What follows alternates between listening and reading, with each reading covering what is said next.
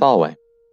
In the past couple of stages, we have looked at how verbs change when the person changes. Right? Since stage 1, we've always been looking from the he perspective or the she perspective. So he went to the store. Caecilius in Horto sedit. Caecilius sits in the garden. It's from the he perspective. We're talking about him. Last stage, we learned that that was called the third person perspective. Last stage, we also learned the first person perspective. I do things. Ego in Horto sedeo. I sit in the garden. We also learned things from the you perspective. We call that the second person. Tu in Horto sedes. You sit in the garden. But in this stage, we're going to stop looking just from one person's perspective and start to group and start to look in a group perspective. We're going to look at the they perspective. That they do this and they do that. We're still talking about them, so it's still in third person, but now it's third person plural. Changing things from singular into plural in English typically is fairly easy. We have a standardized way. We just add the letter S. Yes, sometimes there are some spelling changes, but in the grand scheme of things, we just typically put an S on things. We go from cat to cats. Yes, bus to buses. Still, we're really, in the grand scheme of things, we're just adding an S. Wolf to wolves. Again, yeah, a spelling change. Still, grand scheme, adding an S. City to cities. Spelling changes. Still adding an S. Potato to potatoes. So that's the general way that we make things into plural, but that's not the only way that in English makes things into plural, right? For instance, sheep. What's the plural of sheep? Well, it's still sheep, isn't it? What's the plural of child? Oh, there's no S here. It's the plural of goose. What's the plural of man? What's the plural of mouse? See, we don't just have the S. It accounts for most of them, but not all of them. So we have some irregular ways as well. But then we also have the Latin ways. I told you from the very first day I met you that a majority of the words in English come from Latin. More words come from Latin than come from Germanic roots.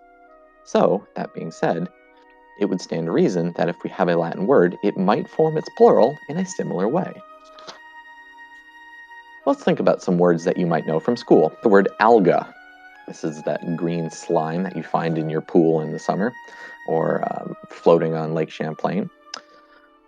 But we don't normally just talk about just one alga, a microscopic single-celled organism. We normally talk about a group of them.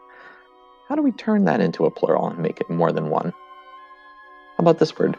This is another biology word. This is a larva, is a single kind of gross little wormy thing. But what if we have more than one? What about another one from science? A nebula is a cloud of gas in the sky. What if we have more than one? Your backbone, let's go to biology. Your backbone, you have a single vertebra.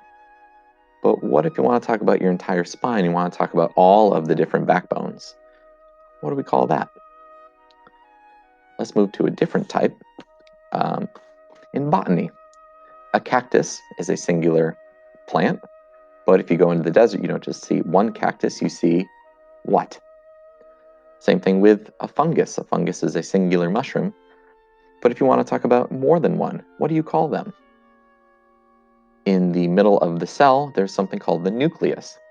But if you want to talk about more than one nucleus, how do you turn that into plural?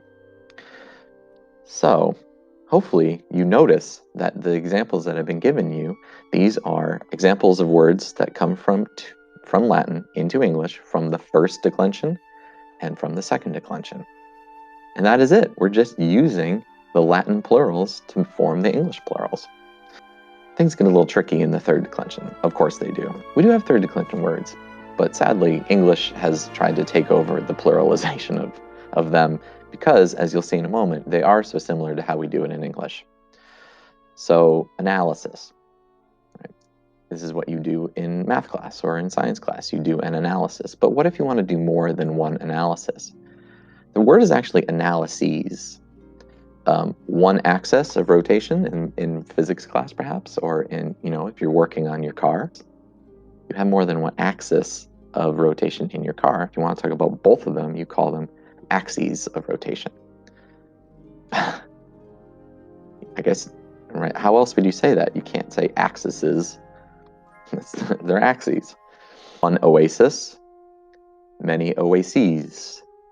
One hypothesis, many hypotheses. One appendix, many appendices.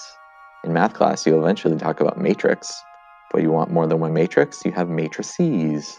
This is the third declension plural. It has that es at the end, which is very similar to how we do it in English anyway. So this is it. Now let's use this idea of how we've already done it in English, and let's apply it to our Latin words. So we have one puella. She's the first declension word. Think about how we pluralize that in English. One puella, many puellae. That's how you pronounce it, by the way.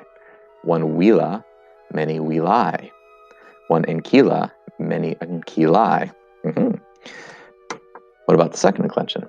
One servus, many servi. One dominus, many domini. One hortus, many horti. And what about the third declension? One leo, many leones. There's that es, right? One mercator, many mercatores. We'll use old man. One senex, many senes. We're taking a nominative singular and just turning into a nominative plural. And we're applying plurality. We're applying plural endings that we already know from English. But wait, there's more. Latin verbs change when the person changes. So let's take a look at what happens. Puella laborat. The girl is working. Let's change from puella to puellae. But look at what happens to the verb puellae laborant. The girls are working. Servus ridet. The slave is laughing. Servi rident. The slaves are laughing. Leo currit. The lion is running. Leones currunt. The lions are running. Notice that they both have to change, but this is something we've already come to expect, that when the person changes, the verb changes. And that is it for the third person plural. Pretty exciting times. Wale.